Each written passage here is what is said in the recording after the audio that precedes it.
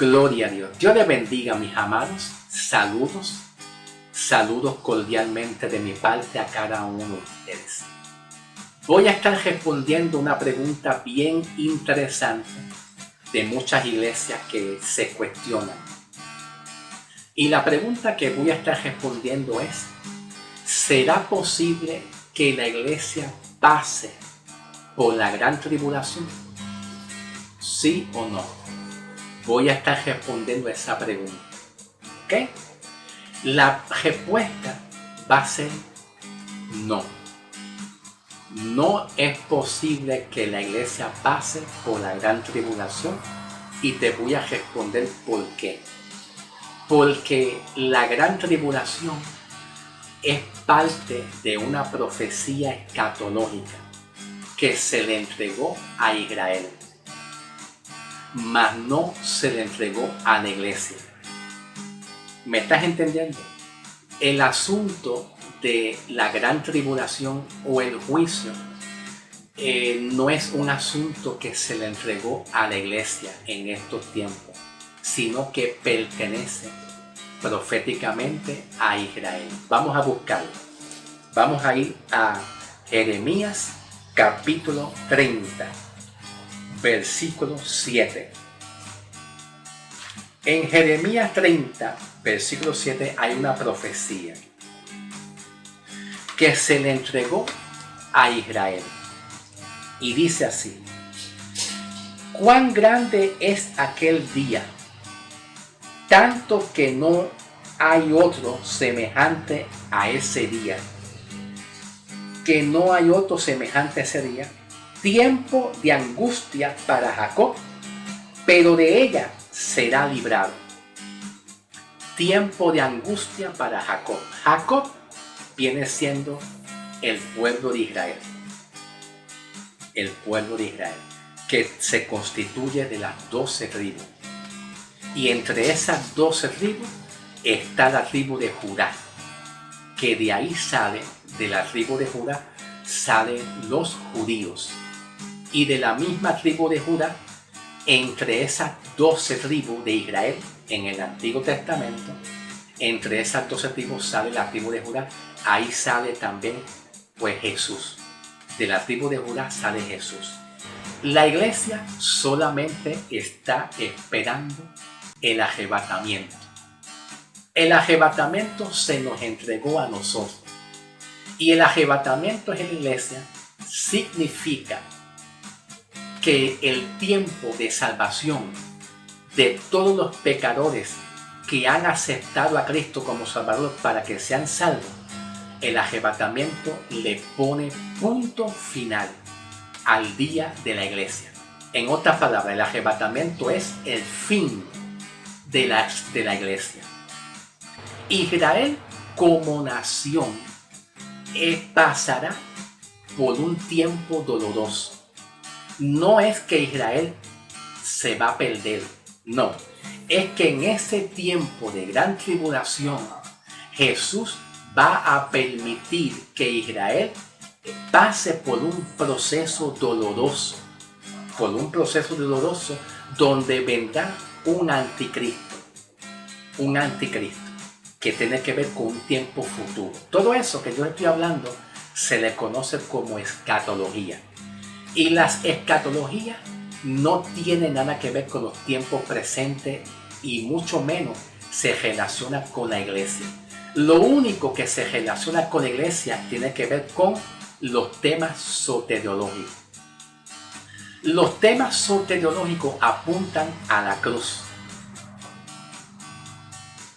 a la sangre de Cristo, a la salvación, al perdón de nuestros pecados, a la resurrección de Cristo. Todo lo que tenga que ver con la iglesia actual en esta dispensación de gracia, con la iglesia, perdón de pecado, la sangre de Cristo, la crucificación de Cristo, la sepultura, el amor de Cristo, en estos tiempos son temas soteriológicos que tienen que ver con el tema de salvación y perdón de pecado. Pero cuando se habla del tiempo, cuando se habla de tribulación, cuando se habla de juicio, cuando se habla del tema de reino milenial, cuando se habla del tema de el anticristo, y todos esos temas son temas futuros que ocurrirán después del arrebatamiento, y eso se le conoce como temas proféticos y escatológicos. ¿Okay? Mientras tanto, la pregunta es si la iglesia será posible que pase por la gran tribulación. No, no puede pasar por la gran tribulación. ¿Y por qué no puede pasar por la gran tribulación? Porque la gran tribulación tiene que ver con temas escatológicos que señalan a un tiempo futuro, donde aquí en Jeremías 30, versículo 7, dice que el pueblo de Israel estará atravesando por un valle de sombra y muerte.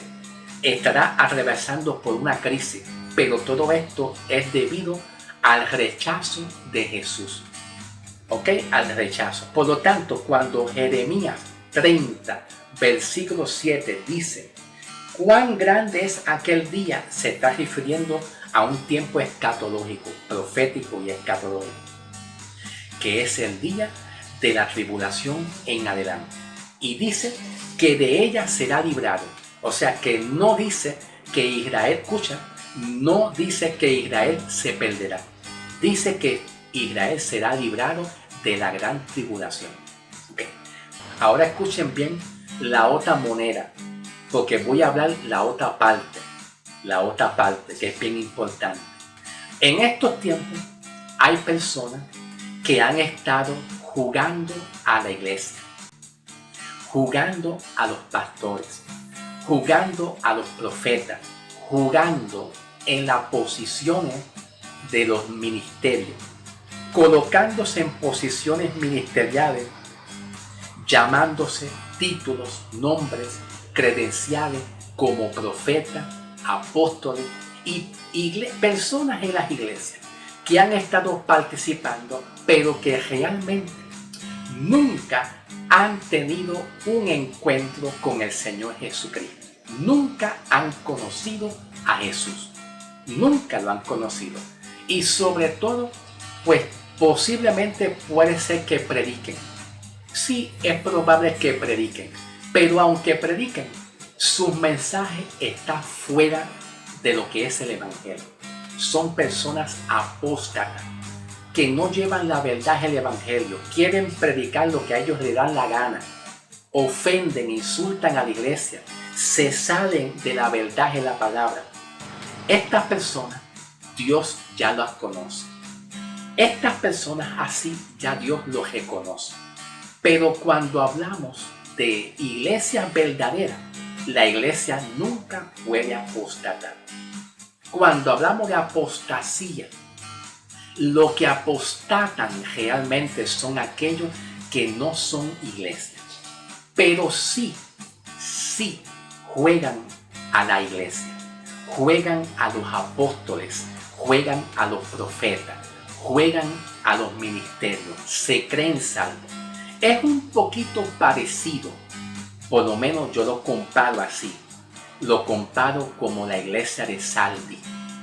En Apocalipsis capítulo 3, la iglesia de Sardis, que Dios le dijo a esa iglesia que se vista, porque no están vestidos de santidad y de justicia.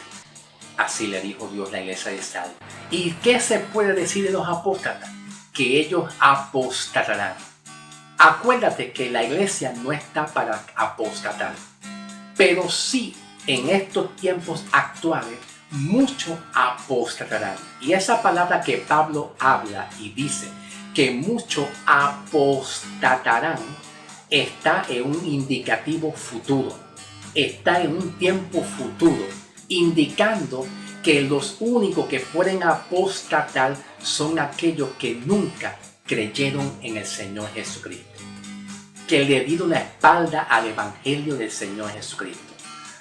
Eso puede ser los lobos, aquellos lobos que se disfrazan de luz o de oveja, pero que en sí no son iglesia, porque ya la iglesia de Cristo Dios la conoce. y sabe quiénes son la iglesia de Cristo. ¿Ok? Entonces el asunto es que hay iglesias que no apostatan, ¿verdad? Pero hay personas que no son del cuerpo de Cristo, como dice Juan. Salieron de nosotros, pero nunca fueron de nosotros. ¿Por qué? Porque son del mundo. Son del mundo. Estuvieron como nosotros, como dice Juan, pero no estuvieron con nosotros. No fueron nunca de nosotros, porque nunca estuvieron en el redil. Pero entonces Pablo le dice a eso apóstata. Y cuando Pablo dice apóstata, se está hablando de un tiempo futuro. Que en el periodo de tiempo, cuando ocurra la tribulación y la gran tribulación, ellos son los que van a apostatar. ¿Quiénes son? Los que nunca formaron parte de la iglesia. Que nunca creyeron, pero no es que fueron iglesia. Porque cuando son iglesia, la iglesia no está puesta para tribulación. La iglesia fue puesta para alcanzar la salvación, aún en su debilidad, ¿verdad? El problema es lo que yo te dije. El problema es que lo que te estoy diciendo, que hay personas infiltradas, pero que no es iglesia. Son lobos y son apóstatas. Bien, vamos a hacer una pequeña pausa para comenzar pues y continuar lo que yo estoy hablando, pero continuaremos con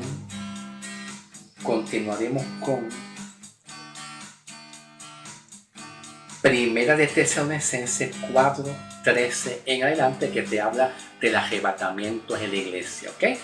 Y también más adelante también estaremos